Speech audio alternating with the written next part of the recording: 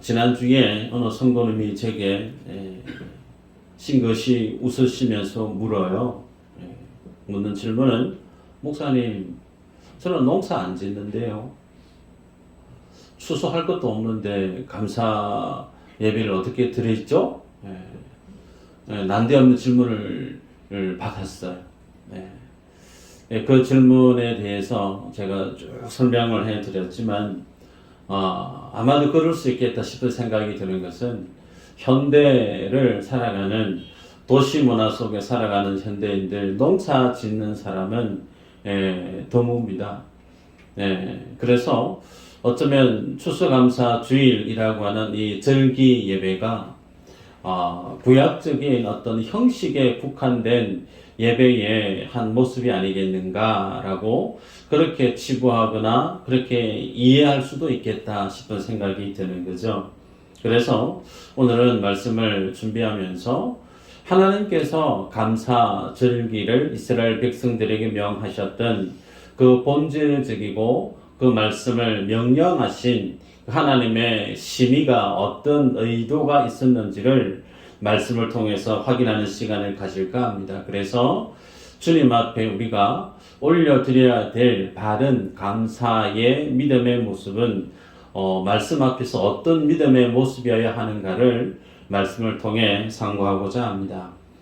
출애굽기 23장 16절에 수장절을 지키라. 이는 네가 수고하여 이룬 것을 연말에 밭에서부터 거두어 저장함이니라 그랬고, 신명기 16장 13절 이후로 보면 너희는 타작마당과 포도주 틀에서 거둔 후에 7일 동안 초막절을 지킬 것이요 내 하나님 여호와 앞에서 너희는 절기를 즐거워할지니라 그랬습니다. 성경에 이전에도 말씀을 드렸지만 이스라엘 백성들에게 하나님이 성회로 모이라고 했던 3대 절기가 있었죠.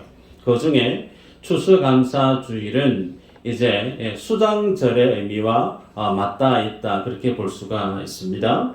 성경에서 수장절, 초막절, 그렇게 혹은 장막절 이렇게 표현하는데, 이런 내용들은 하나를 뜻하고 있고, 이런 어떤 절기를 주님이 명하셨을 때 이스라엘 백성들의 모든 성인들은, 남자들은 다 성회로 다 모이라 그랬단 말이죠.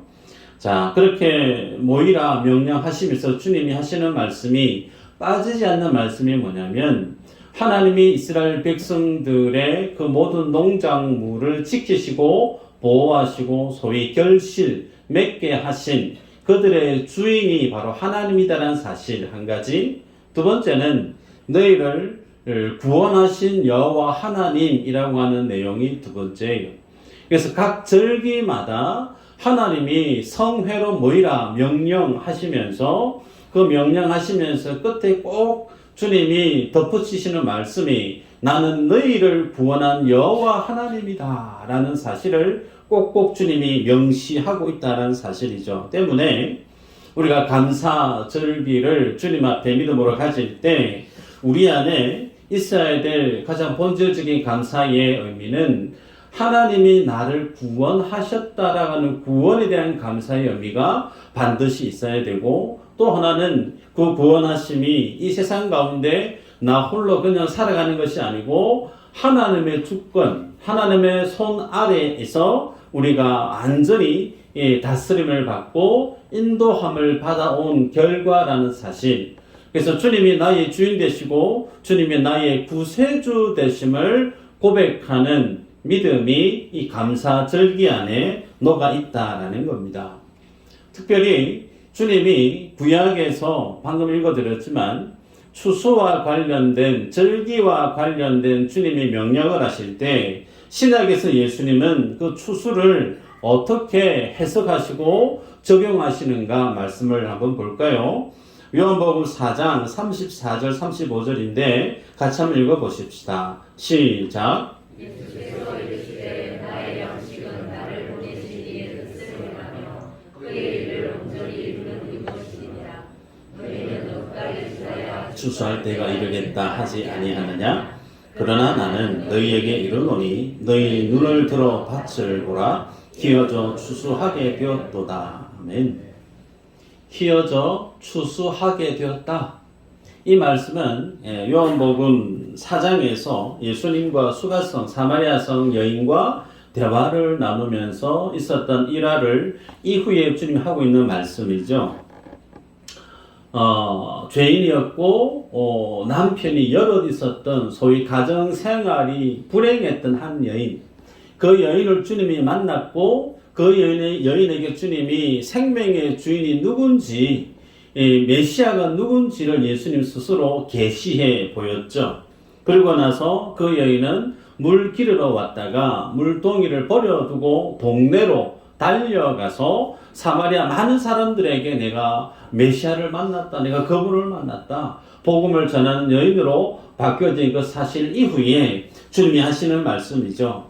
그러면서 예수가 없이, 참된 복음이 없이, 예수님이 주시는 생명 없이 죄의 자리에 있던 인생이 예수 그리스도를 만나서 그 만남으로 인한 하나님이 주시는 생명을 소유한 자로 거듭나서 주님 앞에 복음 가운데 살아가는 인생, 예수 생명을 지니며 더 이상 죄의 자리에 있지 않고 하나님의 생명을 지닌 자로 살아가는 그 삶을 두고 예수님은 뭐라 설명하느냐면 추수라고 정확하게 표현하고 있는 걸 우리가 보게 됩니다. 그러게 여러분, 정리하면 복음을 통해서 예수 생명을 전하는 것, 혹은 죄인들이 예수 그리스도를 영접하고 그 주님으로 참된 생명을 얻음으로 인해서 회복을 누리는, 그 은혜를 누리는 것을 성경은, 그리고 예수님은 추수라고 설명을 합니다. 때문에 구약의 절기, 주님이 온 이스라엘 백성들 성회로 모이라 라고 하는 이 절기에 대한 주님의 명령의 의미 이면에는 무엇을 향한 예표적이고 모형적인 절기에 대한 명령으로 주님이 말씀하셨느냐? 예수 그리스도로 통해서 얻게 되어질 예수 생명, 예수님이 주시는 그 생명을 받은 자들이 주님 앞에 감사함으로 나아오라고 하는 이 본질적인 예수로 구원 얻는 이 의미를 3대 절기 가운데 모형적으로, 예표적으로 주님이 언급해 놓았다는 사실을 우리가 알게 됩니다. 때문에 우리가 추수감사 주일로 주님 앞에 감사의 의미를 묵상하면서 예배하고 있는 우리 마음 중심에 있어야 될, 가장 중심에 있어야 될 감사의 요건, 좀 전에도 말씀을 드렸지만 예수 그리스도로 내가 구원받은 것에 대한, 구원하심에 대한 감사가 우리 안에 있어야 될 줄 압니다. 특별히 오병이어 본문을 통해서 주님이 우리에게 주시는 이 예수 생명에 대한 감사의 본질적인 의미가 뭔지를 우리가 상고하기를 원합니다. 제 기억으로 우리 교회에 와서 제가 오병이어 관련된 본문으로 설교를 한 지가 아마 3번 가까이 되겠는가 싶은 생각이 들어요.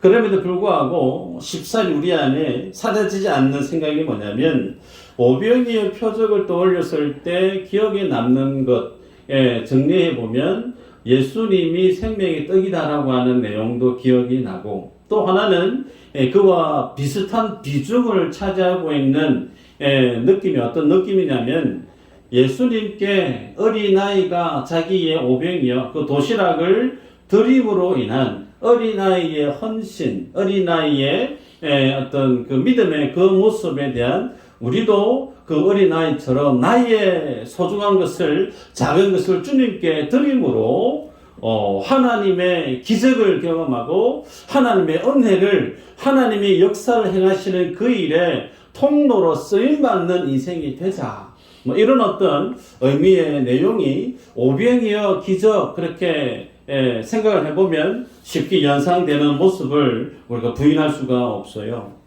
그래서 헌신 예배 때나 혹은 목적을 띈 어떤 설교를 하는 많은 목회자들이 오병이어 사건을 우리가 설명을 할 때 어린아이의 방점을 두고 설명하는 경우들이 왕왕 있습니다.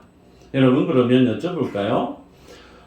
예수님께서 하나님의 보좌를 포기하시고 그 영광을 다 포기하시고 이 땅에 오셔서 십자가에서 살 찢고 온 피와 물을 쏟아 가시면서 다 쳐져 버렸던 그 생명의 길을 예수님이 열기 위해 이 땅에 오셨는데, 그 주님이 이 땅에 오시면서 이 아이의 도시락을 주목하게 하기 위해서 이 오병이어 기적을 행하셨을까라는 거예요. 만에 하나 이 아이의 믿음이 주님이 강조하고 싶은 의미였다라고 하면 성경에 이 여자아이의 이름 정도는 올라올 법해요. 그런데 성경 어디에도 이 도시락을 들었던 여자아이에 대해서 설명하고 있는 내용이 없습니다. 그 말의 의미는 뭐냐면 이 오병이어 표적을 통해서 성경을 대하는 모든 독자들이 어디에 구심점을 두고 이 본문을 봐야 되느냐? 어린아이의 드림에 있는 것에 있지 않고 그 오병이를 행하시고 있는 예수 그리스도 그 주님이 어떤 의도로 오병이어 이 기적을 표적을 행하셨는가? 예수님께 주목을 하는 것이 지극히 당연하다라는 사실이죠. 6장 1절 2절에 보면 예수님께서 디베랴 갈릴리 바다 건너편으로 가십니다. 가셨을 때 큰 무리들이 예수님을 따랐다 그렇게 기록하고 있어요. 큰 무리들이 예수님을 따랐던 이유는 그 이전에 예수님이 많은 병자들을 고쳤던 내용을 많은 무리들이 보았단 말이죠. 이 병원 저 병원 가도 고치지 못했던 자기 육신의 그 연약한 질병을 예수님께 갔더니 예수님이 다 고쳐주셨다는 거예요. 그 사실 하나만으로도 이 당대의 많은 무리들은 예수 그리스도를 주목하게 되고 그 주님을 따르고자 하는 동기가 충분히 있었다라는 겁니다. 자, 그러고 난 이후에 4절에 보면 마침 유대인의 명절인 유월절이 가까운지라 그랬습니다. 자, 유월절. 하나님이 이스라엘 백성들에게 3대 절기로 모이라라고 했던 첫 번째 절기, 어쩌면 가장 중요한 절기가 바로 유월절인데, 그 유월절 앞에 요한은 마침이라고 하는 표현을 접두사처 그렇게 달고 있어요. 수식을 달고 있는데, 마침 유월절이다. 그 말의 의미는 하나님께서 이스라엘 백성들에게 유월절을 명하셨던 그 본 의도, 그 의도가 이제 예수님의 공생의 사역, 특별히 6장 이후로 진행될 오병이어라고 하는 예수님의 이 표적을 통해서 비로소 하나님이 유월절을 명하셨던 하나님의 의도가 실제적으로 이제 드러날 것을 그렇게 요한은 마침 유대인의 유월절이 가까이 왔다라고 설명하는 걸 우리가 짐작할 수가 있죠. 결국은 여러분 아시는 것처럼 남자들만 5,000명이 넘는 사람들이 이 오병이어를 대하면서 배불리 먹었고 12바구니를 남겼습니다. 자, 중요한 것은 이제부터인데 그 수많은 사람들이 언덕 위에서 예수님이 축사하시고 난 이후에 배불리 먹었던 그 오병이어의 그 표적을 보고 그것을 보았던 무리들의 반응이죠. 14절 15절 한번 읽어볼까요? 시작. 그 사람들이 예수께서 행하신 이 표적을 보고 말하되 이는 참으로 세상에 오실 그 선지자라 하더라. 그러므로 예수께서 그들이 와서 자기를 억지로 붙들어 임금으로 삼으려는 줄 아시고 다시 혼자 산으로 떠나가시니라. 네. 좀 전에도 말씀드렸지만 예수 그리스도 저 젊은 청년은 너무 착해서 내 몸에 지니고 있는 그 모든 질병들 가지고 가서 하소연하면 좀 도와달라고 하면 정말 묻지도 따지지도 않고 고쳐주시더라. 정말 너무 훌륭한 선지자다. 그렇게 주님을 따라갔었는데 이제 자기들 눈앞에 어떤 일이 펼쳐졌느냐면 배가 고팠는데 소위 먹거리 문제를 예수님이 해결해 주시다라는 거예요. 여러분 인생을 살아가는 가운데 몸이 아픈 문제를 해결받는 거 엄청난 큰 축복이에요. 또 하나 금전적인 문제, 집에 살림 형편이 좀 부족하고 늘 통장 잔고가 마이너스가 되고 나도 언제쯤 좀 부유한 삶을 좀 살아볼까, 먹고 사는 문제 이 해결 어떻게 해결할까, 이 문제를 주님이 해결하셨단 말이죠. 그래서 그것을 보았던 많은 무리들이 예수님을 어떻게 표현했느냐면 이야 오실 그 선지자다. 오실 그 선지자, 모세가 얘기했던 그 선지자가 바로 저분 아니겠느냐. 그러면서 그 분위기가 더 업돼서 이제 우리가 저분을 우리의 임금으로 좀 삼자. 그러면서 예수님을 이제 임금으로 초대하려고 하는 분위기가 생겨났다는 겁니다. 자, 그런데 그 모습 앞에 예수님의 모습이 어떻게 드러나냐면 예수님은 다시 혼자 산으로 떠나가시니라 그랬습니다. 예수님을 추앙하고 예수님을 열광하는 많은 무리들을 주님이 뒤로 한 채 다시 혼자 산으로 숨어버리시는 예수님을 성경은 보여주고 있습니다. 여기에서 다시라고 하는 표현을 여러분이 주목하시기를 바라요. 예수님은 많은 사람들이 주님을 따르는 것에 대해서 주님의 반응, 특별히 그들이 주님을 어떤 동기로 따랐느냐, 내 필요를 채워주시는 목적으로, 내 배고픔을 해결해 주실 목적으로, 내 육신의 연약한 질병을 고쳐주실 목적으로 주님을 따르는 그 많은 무리들, 주님은 그들에게 갈 때마다 그들이 다가올 때 주님은 어떻게 해요? 산으로 또다시 그들을 뒤로 한 채 숨으셨다, 떠나가셨다. 여러분, 그래서 이 말씀을 통해서 우리가 알아야 될 사실이 뭐냐면, 왜 예수님께 나오는 무리들을 돌아보시지 않고 그들과 동떨어진 삶의 반응을 보이시고 있는가? 여러분, 예수님은 우리의 마음도 고치시고 우리의 육신의 질병도 고칠 수 있는 분 맞습니다. 그 예수님은 우리의 삶의 결핍의 문제를 능히 해결해 주실 수 있는 공급자고 그 필요를 채워주시는 우리의 주인 되신 분 맞아요. 그런데 오늘 본문에서 예수님은 어떤 분으로 자기 자신을 세상 가운데 드러내고 있느냐면, 그럼에도 불구하고 나는 이 땅에 온 목적이 인생들의 먹고 사는 문제 해결해 주기 위해서 온 게 아니다라는 거예요. 인생들이 육체의 질병으로 고통스러워 힘겨워하는 그 문제 때문에 그거 해결해 주기 위해서 내가 하나님의 보좌를 포기하고 이 땅에 온 거 아니라는 겁니다. 여러분, 예수님이 인생의 질고를 모르실까요? 압니다. 인생이 세상 살아가는 가운데 먹고 사는 문제 때문에 얼마만큼 자존심 구겨지고 힘들고 어렵게 하루하루를 버텨내는지, 그 인생이 세상을 살아가는 그 모든 무게를 주님이 모르실까요? 알죠. 압니다. 그런데 주님은 그것보다 더 중요한 것을 우리에게 주기를 원하더라는 겁니다. 여러분, 그래서 오늘 밤에도 우리가 단일 기도회를 할 텐데요. 소리내어서 주님을 찾고 간절히 기도하고 여러 다양한 강사분들이 자신의 간증과 말씀을 곁들여서 귀한 말씀을 전하고 있는데, 어떤 강사분들이 와서 어떤 말을 전한다 하더라도 여러분, 그 말씀을 듣는 우리들이 중요해요. 내가 중요하다는 거죠. 내가 어떤 말씀의 분별력을 지니고 받아들여야 되는가는 나의 믿음은 내가 스스로 관리해야 된다는 겁니다. 그래서 여러분, 예수님을 찾는 이들이 주님을 무엇 때문에 찾았는가? 주님이 주시는 떡 때문에, 먹고 배부른 것 때문에 너희들이 나를 찾았다, 그렇게 말씀을 하셨는데, 주님은 그럴 때마다 그들이 찾는 동기에서 떠나가 버렸다는 사실을 성경이 우리에게 보여줍니다.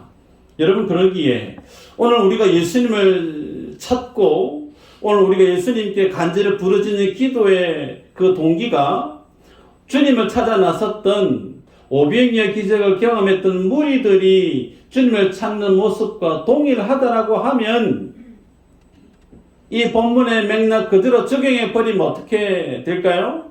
주님이 내 기도를 들으시는 분인가요? 아닙니다. 아무리 우리가 주님을 찾고 부르짖어도 주님은 우리의 기도의 부르짖음에 아무 상관없이 떠나가 버리시고 숨어 버리시는 분이세요. 그러게 여러분, 우리가 예수님을 어떤 눈으로 바라보고 있는지를 잘 보셔야 됩니다. 예수님을 단지 내가 세상 살아가는데 결핍의 문제를 풀어주시는 분 정도로 우리가 주님을 찾고 주님을 믿는다라고 한다면 그분은 성경이 말씀하고 있는 제대로 된 예수 그리스도를 바라보고 믿는 성도의 삶이 될 수 없다는 겁니다. 자, 그러면 이제 본질적으로 우리가 예수님을 어떤 분으로 그러면 바라보고 주님을 믿어야 될까? 요한복음 6장에서는 무리들이 예수님을 왕으로 삼으려고 했을 때 예수님이 피하셨어요, 산으로. 그러고 나서 그 다음날 주님은 가버나움으로 제자들과 함께 이동을 해버렸습니다. 주님을 열광하던 무리들이 주님을 찾아도 주님이 보이지 않으니 주님을 찾다가 그 다음날 다시 가버나움까지 예수님을 찾아왔습니다. 그리고 묻습니다. 6장 25절에 랍비여 언제 여기 오셨나이까? 그러면서 우리가 정말 예수님을 찾는다고 고생했습니다. 이런 얘기를 해요. 그런 무리들의 심정을 향해 주하시는 말씀이 너희가 나를 찾는 것은 표적을 본 까닭이 아니요 떡을 먹고 배부른 까닭이로다. 그러면서 주님을 찾았던 이유를 주님이 정확하게 그들의 동기를 드러내 보이십니다. 여러분, 그래서 오늘날도 예수님을 따르는 무리들이 스스로 예수님이 말씀하고 있는 것처럼 크게 두 종류로 구분이 가는 거예요. 교회 안에도 예수님을 예배하는 믿음의 종류가 두 종류로 구분이 간다는 거예요. 한 종류는 먹고 배 부르기 위해서 주님을 따르는 사람이 있다는 거예요. 한 종류는 예수님의 표적을 보고 예수님을 따르는 무리들이 있다라는 겁니다. 여러분, 그래서 주님이 이 표적에 대해서 설명을 하시죠. 32절 33절 이렇게 얘기합니다. 예수께서 이르시되 내가 진실로 진실로 너희에게 이르노니 모세가 너희에게 하늘로부터 떡을 준 것이 아니라 내 아버지께서 너희에게 하늘로부터 참떡을 주시나니 하나님의 떡은 하늘에서 내려 세상에 생명을 주는 것이니라. 지금 예수님이 오병이어 표적을 풀어가시는데 그 오병이어 표적과 무엇을 연관시키고 있느냐면 출애굽 때 만나, 이스라엘 백성들이 만나를 먹고 살았던 그 만나를 주님이 설명하고 계신 거예요. 그래서 오병이어 사건과 구약의 만나 사건을 주님이 연결합니다. 그런데 그 만나를 먹고 이스라엘 백성들이 광야에서 생명을 연명했는데 그렇게 따지면 만나 이꼴 무엇으로 등식이 성립되냐면 생명이라는 거예요. 그런데 먹고 사는 문제, 만나를 먹고 그들이 살았지만 하나님이 뭐라고 설명하느냐면 그 만나는 상징이라는 거예요. 상징. 표적이라는 거예요. 그럼 그 표적은 표시판은 그 표시판이 메인이 아니죠. 그 표시판이 가리키는 실체가 있다라는 겁니다. 그 실체가 뭐냐? 하나님의 입에서 나오는 모든 말씀으로 그들이 살았다라는 겁니다. 그래서 하늘에서 만나가 내려온 것처럼 인자 예수님도 하늘에서 내려와서 그들에게 만나를 주어서 그들이 먹고 살았는데 그들이 먹고 살았던 것은 만나가 아니라 하나님의 말씀을 먹고 살았던 것처럼 예수 그리스도 너희들은 나를 먹고 살아야 너희에게 영생이 있고 생명이 있다라는 것을 주님이 오병이어 기적으로 자신의 사명을, 자신의 정체성을 설명하고 있는 거죠. 여러분, 이와 같은 예수님에 대해서 38절 이렇게 얘기합니다. 내가 하늘에서 내려온 것은 내 뜻을 행하려 함이 아니요 나를 보내신 이의 뜻을 행하려 함이니라. 나를 보내신 이의 뜻은 내게 주신 자 중에 내가 하나도 잃어버리지 아니하고 마지막 날에 다시 살리는 이것이니라. 예수 그리스도가 오병이어를 통해서 무리들에게 정말 주고자 하는 것이 표적인데 그 표적을 통해서 그들이 알기를 원하는 것이 뭐냐면 예수 그리스도가 어떤 분인가를 알기를 원한다는 거예요. 그 예수 그리스도가 어떤 분인가를 주님이 설명하시느냐면 아버지의 뜻을 설명해요. 아버지의 뜻. 그 아버지의 뜻은 하나님께서 구원하시기로 작정한 그 모든 영혼들을 예수님께 주셨는데 그 모든 영혼들 주님이 한 영혼도 잃어버리지 않고 헐리지 않고 까먹지 않고 마지막 날에 다 살려내는 거, 이게 아버지의 뜻이고 이게 아버지의 일이다라는 것을 예수님이 말씀으로 설명합니다. 그럼 이 말씀을 우리가 듣고 있는데 이 말씀이 쉽게 이해가 되어지면 참 감사한데 뭔 말인지 잘 모르겠다, 그런 분이 혹 있을 수 있어요. 이와 같은 모습을 띈 사람들이 누구냐? 오늘 본문의 유대인들입니다. 41절의 유대인들의 반응이에요. 유대인들이 예수에 대하여 수군거렸고, 예수님이 자신을 하늘에서 내려온 만나다라고 설명을 하니까 도대체 이게 뭔 뜻이야? 잘 모르겠다는 거예요. 그래서 자신들이 수군 됐다는 겁니다. 좀 더 시간이 가면 60절에 제자 중 여럿이 듣고 말하되 이 말씀은 어렵도다, 누가 들을 수 있느냐 한데, 갈수록 가관인 거예요. 예수님이 하시는 말씀이 이제는 뭔 말이지? 이해가 안 된다 했으니 어렵다, 듣기 힘들다, 안 깨달아진다, 알 수가 없다. 그 다음에 66절은요. 그때부터 그의 제자 중에서 많은 사람이 떠나가고 다시 그와 함께 다니지 아니하더라. 예수 그리스도가 출애굽기 광야 시절에 그들의 조상에게 내려졌던 만나와 같은 존재인데, 그 만나의 진위는 먹고 사는 것으로 사는 게 아니고 하나님의 말씀으로 인생들이 살아야 된다. 세상 사람들은 돈이 있어야 살고, 세상 사람들은 먹고 사는 게 풍족해야 넉넉하고 안정감을 누리지만, 하나님의 백성들은 돈으로 사는 게 아니고, 먹고 사는 재정의 넉넉함으로 사는 것이 아니고, 내게 들려지는 하나님의 말씀이 없으면 못 산다는 거예요. 하나님의 자녀는 본질적으로 그의 생명이 어디에 연결되어져 있느냐면 하나님의 말씀에 연결되어져 있다는 거예요. 이 말씀을 전했는데 예수님을 따랐던 제자들 중에서도 주님을 떠나가 버립니다. 그 광경을 주님이 보시죠. 한 사람, 두 사람 떠나는 걸 주님 눈에 보입니다. 주님 제자들에게 물어요. 너희들도 갈 끼가? 물어요. 그때 베드로가 뭐라고 얘기하죠? 68절에 주여 영생의 말씀이 주께 있사오니 우리가 누구에게 가오리까? 여러분, 영생의 말씀이 주께 있사오니 우리가 누구에게 가오리까? 이 말씀을 보면 베드로가 참 귀가 열려 있구나, 베드로가 그래도 믿음의 사람이구나, 우리 그렇게 얘기할 수 있는데 그거 아닙니다. 베드로가 똑똑해서가 아니에요. 예수님 뭐라고 얘기했느냐면 37절에 이렇게 기록합니다. 아버지께서 내게 주시는 자는 다 내게로 올 것이요 내게 오는 자는 내가 결코 쫓지 아니하리라.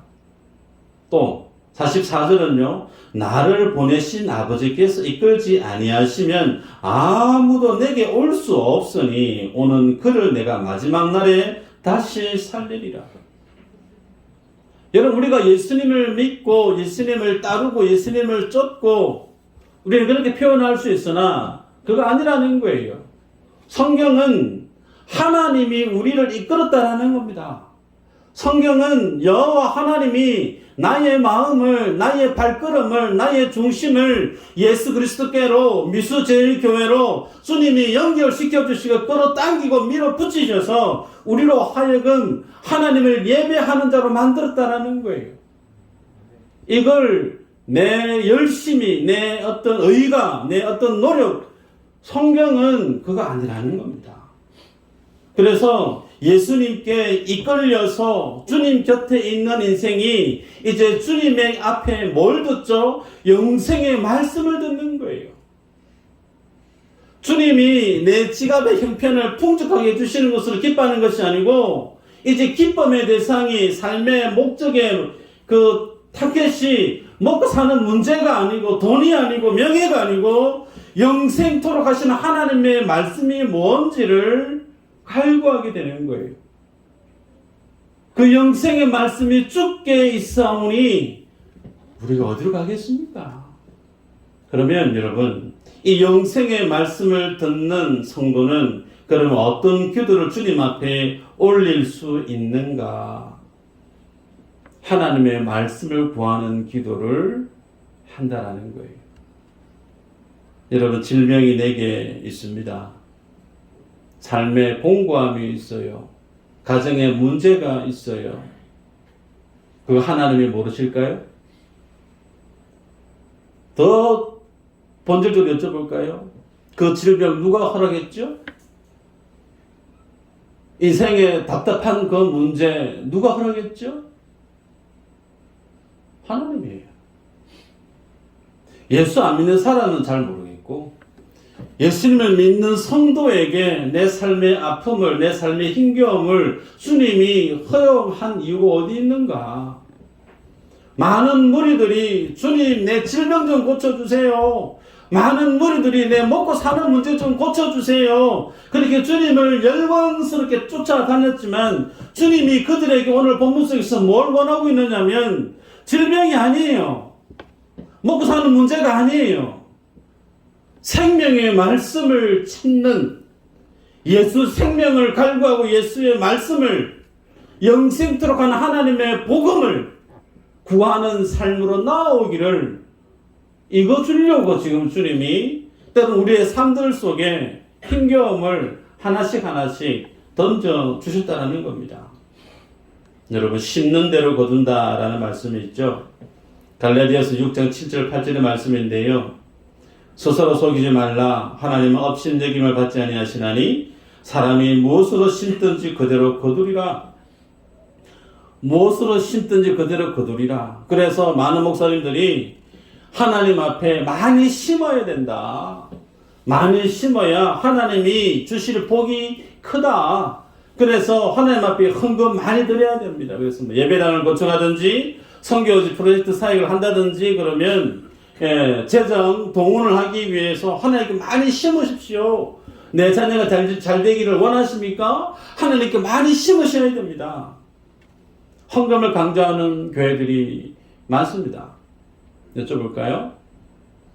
심는 대로 거둔다고 그랬죠? 그죠?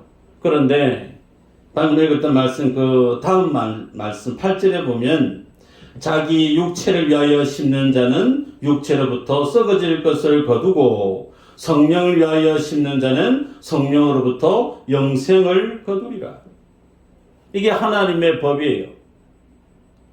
내가 세상에서 잘 먹고 잘 살기 위해서, 부자 되기 위해서 내가 주님께 뭔가를 드린다라고 하면 거두는 것은 뭐라는 거죠? 육체를 위한 열매를 거두는 것이 사실이에요. 제가 여러분에게 고민합니다. 내 자식이 잘 되기 위해서 내가 헌금생활 열심히 해야 되겠다. 여러분, 그러면 자식이 잘 되기 위해서는 돈을 적금 드는 게 더 맞아요. 내 사업이 성공하기 위해서 내가 물질을 많이 헌금해야 되겠다. 여러분, 그러면 헌금하지 마시고 그 돈을 가지고 투자하시는 게 더 맞아요. 그렇게 하면 육체의 열매를 거두느니라 부자 된다는 거예요. 그렇게 하면 내 자식이 잘 된다는 거예요. 근데 그 끝이 뭐라고요? 썩는다라는 것은 사라질 것들을 거두는 인생이 되고 만다는 거예요. 그러나 성령을 위해서 성령을 따라 심는 자는 영생토록 하는 하나님의 복을 거두는 자가 된다라고 얘기해요. 여러분, 우리가 주님 앞에 추수감사절을 나와서 물질을 드리고 혹은 신앙생활할 때 많은 헌금을 드릴 때 우리가 어떤 마음으로 주님 앞에 드려야 되는 것이 맞는가? 썩어질 것을 구하는 마음으로 심는다면 여러분, 썩어지는 것밖에 구할 게 없어요. 그러나 영생토록 하는 물질을 심는 자는 영생토록 하는 하나님의 그 복을 누리게 된다는 거예요. 말씀을 냈습니다. 그러면 영생토록 하는 그것, 도대체 그게 뭔가? 성령을 따라 심는다는 것이 도대체 뭔가? 하나님의 말씀에 준해서 말씀의 다스림 안에서 주님 앞에 드려지는 것이 영생토록 하는 하나님의 축복임을 성경이 얘기합니다. 여러분, 그래서 예수님이 오병이어 기적을 통해서 자신을 내가 생명의 떡이다. 그래서 주님은 너희가 내 살을 먹지 않고 내 피를 마시지 아니하면 너희 속에 생명이 없다. 주님이 선언하십니다. 내 살을 먹고 내 피 안 마시면 너희들 속에 생명 없다.